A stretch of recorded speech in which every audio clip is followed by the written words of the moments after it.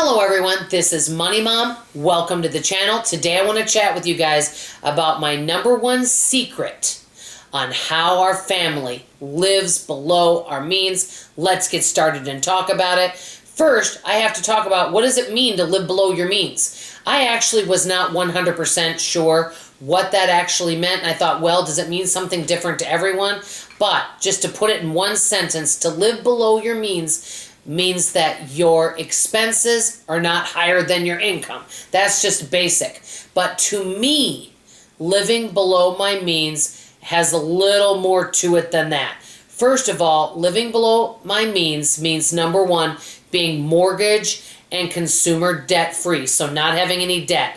#2, having lower monthly expenses. #3, automated savings. And #4, with automated savings, being able to invest and save at least 20% of our income to not 25%.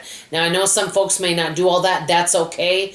But the reason why is because, especially if you're a homeowner and you're getting older, so you may have maybe more health needs if possible, not in all cases. And #3, you have a vehicle and you live in a bigger city, so you need a reliable vehicle. If you put all those things together, well, you have to have a decent savings account so that you don't go back into debt. Now, that's what living below our means to me. Like I always say, it's personal finance. That may mean something very different to you, and that's okay. We're all in a different place in our financial journey.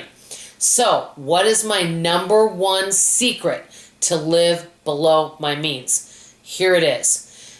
You guys hear this on this channel. I am not perfect. There's many times that I overspend, where I don't think about my spending. I don't have a budget for certain things. I feel like I'm kind of floundering. Yes, I do make mistakes. This is the thing though. Whenever I see that I'm making mistakes, this is my secret, I don't let it go on for long. I start pulling those reins in and I start taking action. Also, if I have a cut in income, I start doing something about it. You guys know that I'm a project manager. I schedule mystery shopping, or many of you are aware of that unless you're new. So I am a project manager. I've been doing that for close to 25 years. And what I make as a scheduler recruiter is a lot different changes, over time.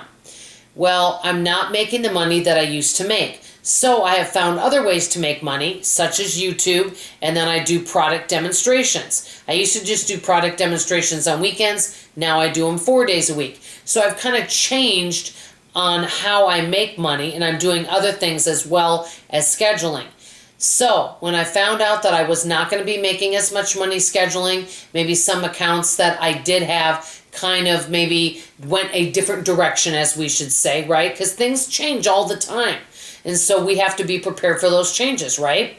So I started right away. As soon as that happened, first thing I did, within the day, I did 2 things within 48 hours. I started looking over all my expenses, all my subscriptions, and I started making cuts within the first 5 days that I found out. #2, I started looking for more ways to make money. I didn't wait on it 30 days, 60 days. I put action into it. So if I found out that, hey, Dawn, you may not be able to, be a scheduler anymore, or you may not be able to do demos anymore, or something like that, right away, I'm going to look at all my options. The first thing I'm going to do is I'm going to start making cuts on my budget. The second thing I'm going to do is I'm going to start looking for something to replace that source of income.